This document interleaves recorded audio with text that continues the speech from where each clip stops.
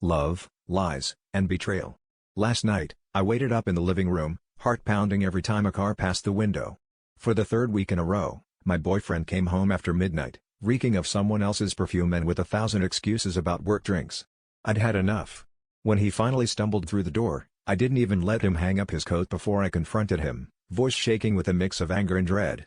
He looked at me with this strange, almost relieved smile, then pulled something out of his pocket and dropped it on the coffee table. It was a positive pregnancy test. My pregnancy test. I felt the floor drop out from under me.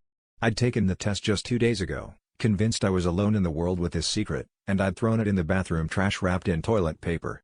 He said he found it, realized it was mine, and that explained everything: his late nights, his distance, the hushed calls in the hallway.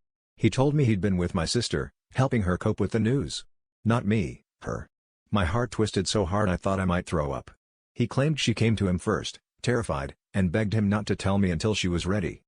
I tried to process how my boyfriend, the man I thought I knew, had not only been lying to me for weeks but had also gotten so close to my sister that she'd choose him over me with something this huge.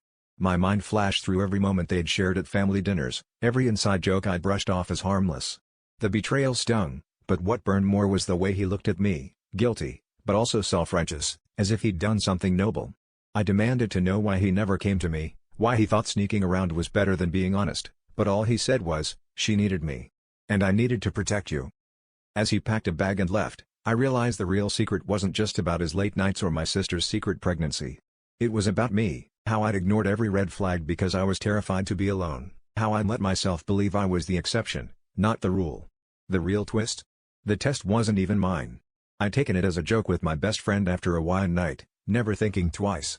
But in this house, secrets don't stay buried, they get dragged out into the light, and suddenly, everything you thought you knew is just another lie waiting to be exposed.